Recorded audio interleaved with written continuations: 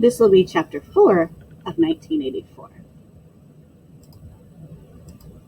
With a deep, unconscious sigh, which not even the nearness of the telescreen could prevent him from uttering when his day's work started, Winston pulled the speakwrite towards him, blew the dust from its mouthpiece, and put on his spectacles. Then he unrolled and clipped together 4 small cylinders of paper, which had already flocked out of the pneumatic tube on the right-hand side of his desk. In the walls of the cubicle, there were 3 orifices.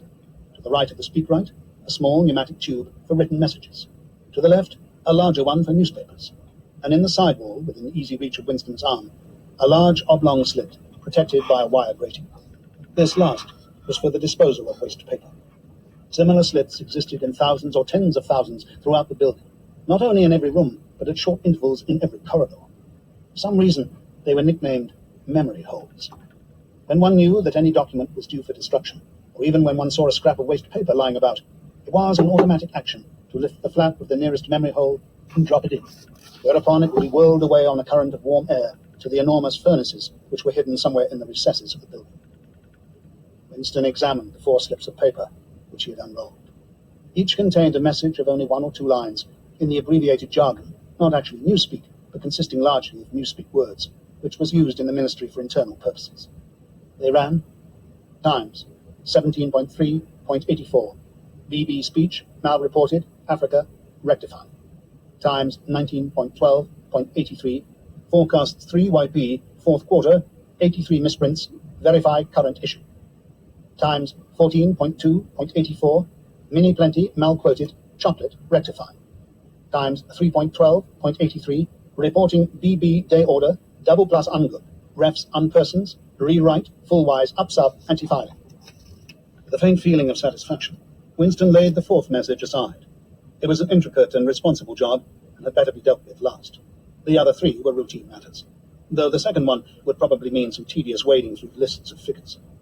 Winston dialed back numbers on the telescreen and called for the appropriate issues of the Times, which slid out of the pneumatic tube after only a few minutes' delay.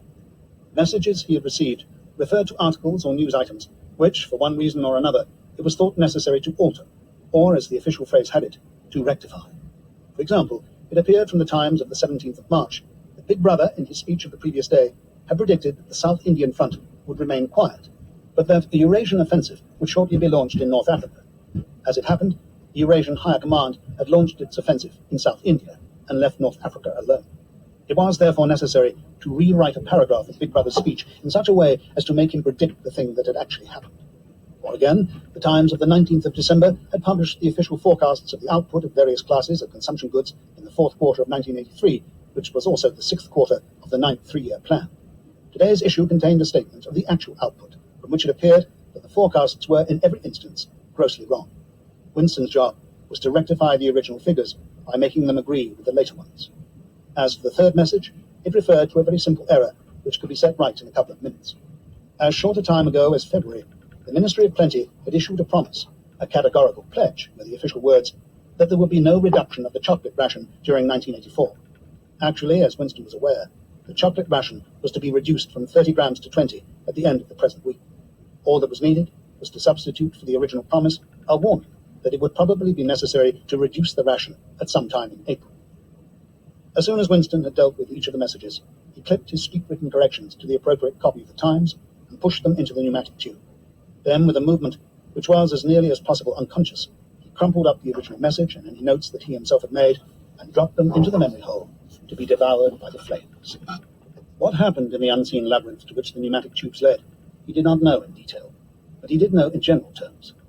As soon as all the corrections, which happened to be necessary in any particular number of the Times, had been assembled and collated, that number would be reprinted, the original copy destroyed, and the corrected copy placed on the files instead.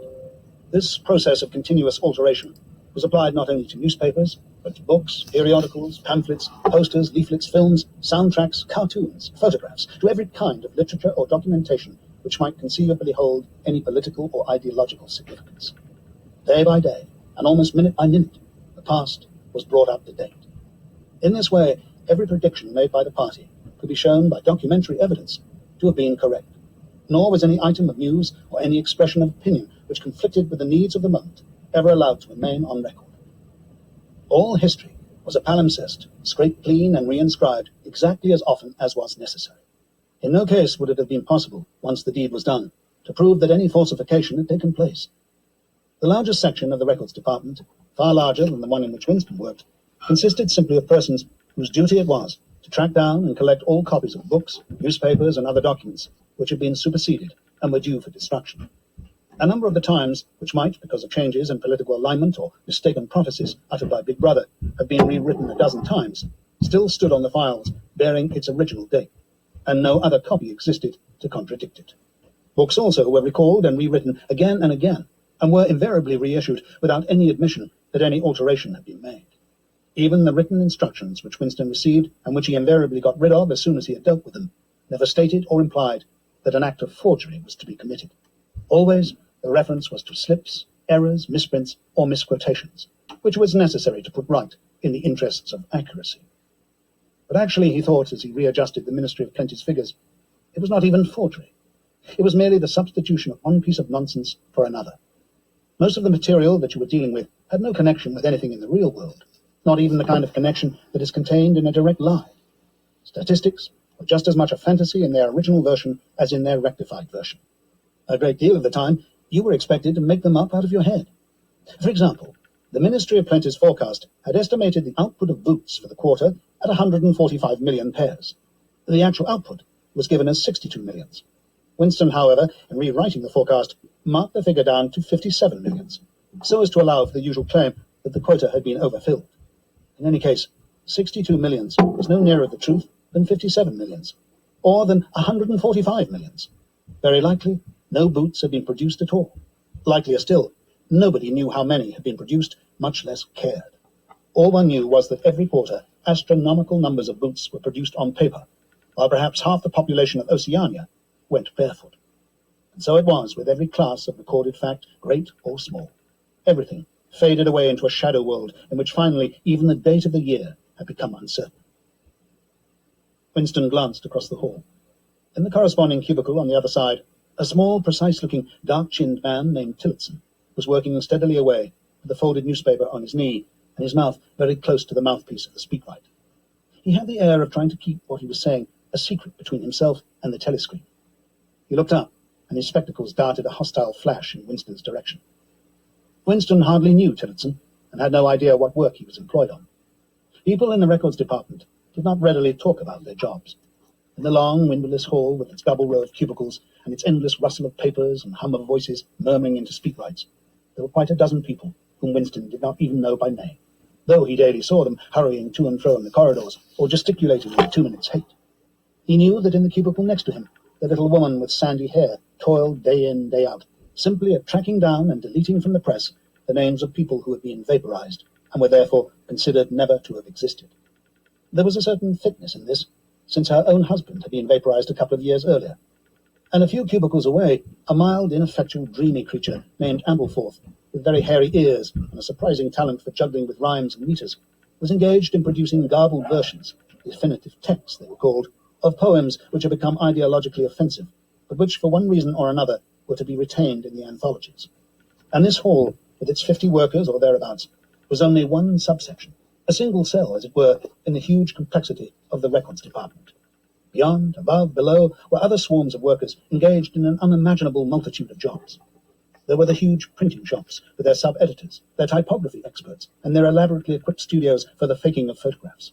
There was the teleprogram section with its engineers, its producers, and its teams of actors, specially chosen for their skill in imitating voices.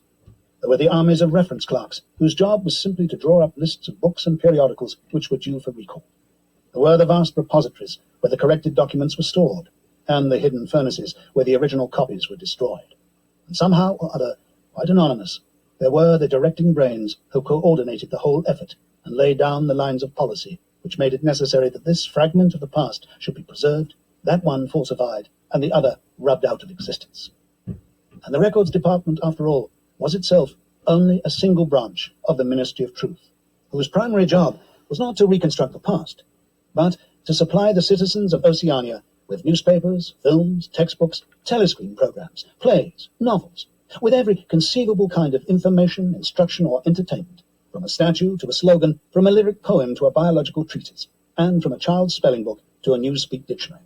and the ministry had not only to supply the multifarious needs of the party, but also to repeat the whole operation at a lower level for the benefit of the proletariat. There was a whole chain of separate departments dealing with proletarian literature, music, drama, and entertainment generally. Here were produced rubbishy newspapers containing almost nothing except sport, crime, and astrology, sensational 5-cent novelettes, films oozing with sex, and sentimental songs which were composed entirely by mechanical means on a special kind of kaleidoscope known as a versificator. There was even a whole subsection, pornosec, as it was called in newspeak, engaged in producing the lowest kind of pornography, which was sent out in sealed packets, and which no party member, other than those who worked on it, was permitted to look at. 3 messages had slid out of the pneumatic tube while Winston was working, but they were simple matters, and he had disposed of them before the 2 minutes' hate interrupted him. When the hate was over, he returned to his cubicle, took the newspeak dictionary from the shelf, pushed the speak right to one side, cleaned his spectacles, and settled down to his main job of the morning. Winston's greatest pleasure in life was in his work. Most of it was a tedious routine, but included in it there were also jobs so difficult and intricate that you could lose yourself in them as in the depths of a mathematical problem.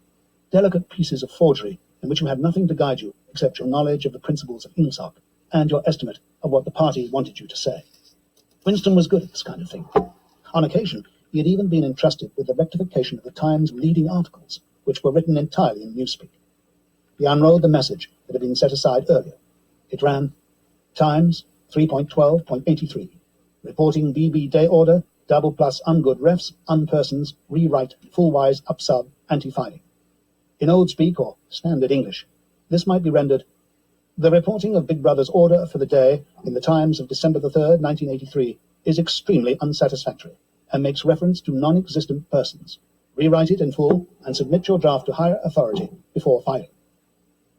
Winston read through the offending article. Big Brother's order for the day, it seemed, had been chiefly devoted to praising the work of an organization known as FFCC, which supplied cigarettes and other comforts to the sailors in the floating fortresses. A certain Comrade Withers, a prominent member of the inner party, had been singled out for special mention and awarded a decoration, the Order of Conspicuous Merit, 2nd Class. 3 months later, FFCC had suddenly been dissolved with no reasons given. One could assume that Withers and his associates were now in disgrace, but there had been no report of the matter in the press or on the telescreen. And that was to be expected, since it was unusual for political offenders to be put on trial or even publicly denounced. The great purges involving thousands of people with public trials of traitors and thought criminals who made abject confessions of their crimes and were afterwards executed were special showpieces, not occurring oftener than once in a couple of years.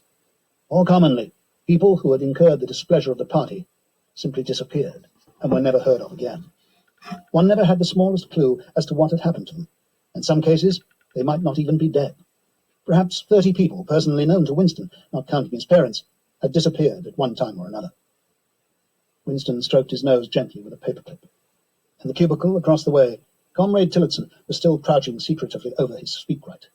He raised his head for a moment. Again, the hostile spectacle flash. Winston wondered whether Comrade Tillotson was engaged on the same job as himself. It was perfectly possible. So tricky a piece of work would never be entrusted to a single person. On the other hand, to turn it over to a committee would be to admit openly that an act of fabrication was taking place. Very likely as many as a dozen people were now working away on rival versions of what Big Brother had actually said. And presently some master brain in the inner party would select this version or that, would re-edit it, and set in motion the complex processes of cross-referencing that would be required. And then the chosen lie would pass into the permanent records and become truth. Winston did not know why Withers had been disgraced. Perhaps it was for corruption or incompetence. Perhaps Big Brother was merely getting rid of a too popular subordinate. Perhaps Withers or someone close to him had been suspected of heretical tendencies. Or perhaps, what was likeliest of all, the thing had simply happened because purges and vaporizations were a necessary part of the mechanics of government. The only real clue lay in the words refs unpersons, which indicated that Withers was already dead. You could not invariably assume this to be the case when people were arrested. Sometimes they were released and allowed to remain at liberty for as much as a year or 2 years before being executed. Very occasionally, some persons whom you would believe dead long since would make a ghostly reappearance at some public trial where he would implicate hundreds of others by his testimony before vanishing, this time forever. Withers, however, was already an unperson. He did not exist. He had never existed. Winston decided that it would not be enough simply to reverse the tendency of Big Brother's speech. It was better to make it deal with something totally unconnected with its original subject. He might turn the speech into the usual denunciation of traitors and thought criminals, but that was a little too obvious. While to invent a victory at the front or some triumph of overproduction in the 9th three-year plan might complicate the records too much. What was needed was a piece of pure fantasy. Suddenly there sprang into his mind, ready-made as it were, the image of a certain Comrade Ogilvy, who had recently died in battle in heroic circumstances. There were occasions when Big Brother devoted his order for the day to commemorating some humble rank-and-file party member whose life and death he held up as an example worthy to be followed. Today he should commemorate Comrade Ogilvy. It was true that there was no such person as Comrade Ogilvy, but a few lines of print and a couple of faked photographs would soon bring him into existence. Winston thought for a moment, then pulled the speakpipe toward him, and began dictating in Big Brother's familiar style, a style at once military and pedantic, but because of a trick of asking questions and then promptly answering them. What lessons do we learn from this fact, comrades? The lessons, which is also one of the fundamental principles of INGSOC, that, etc., etc. Easy to imitate. At the age of 3, Comrade Ogilvy had refused all toys except a drum, a submachine gun, and a model helicopter. At 6, a year early, by a special relaxation of the rules, he had joined the spies. At 9, he had been a troop leader. At 11, he had denounced his uncle to the thought police after overhearing a conversation which appeared to him to have criminal tendencies. At 17, he had been a district organizer of the Junior Anti-Sex League. At 19, he had designed a hand grenade which had been adopted by the Ministry of Peace and which, at its first trial, had killed 31 Eurasian prisoners in one burst. At 23, he had perished in action. Pursued by enemy jet planes while flying over the Indian Ocean with important dispatches, he had weighted his body with his machine gun and leapt out of the helicopter into deep water, dispatches and all. An end, said Big Brother, which it was impossible to contemplate without feelings of envy. Big Brother added a few remarks on the purity and single-mindedness of Comrade Ogilvy's life. He was a total abstainer and a non-smoker, had no recreations except a daily hour in the gymnasium, and had taken a vow of celibacy, believing marriage and the care of a family to be incompatible with a 24 hours a day devotion to duty. He had no subjects of conversation except the principles of INGSOC, and no aim in life except the defeat of the Eurasian enemy and the hunting down of spies, saboteurs, thought criminals, and traitors generally. Winston debated with himself whether to award Comrade Ogilvy the Order of Conspicuous Merit, and in the end he decided against it, because of the unnecessary cross-referencing that would entail. Once again he glanced at his rival in the opposite cubicle. Something seemed to tell him with certainty that Tillotson was busy on the same job as himself. There was no way of knowing whose version would finally be adopted, but he felt a profound conviction that it would be his own. Comrade Ogilvy, unimagined an hour ago, was now a fact. It struck him as curious that you could create dead men, but not living ones. Comrade Ogilvy, who had never existed in the present, now existed in the past. And when once the act of forgery was forgotten, he would exist just as authentically and upon the same evidence as Charlemagne or Julius Caesar.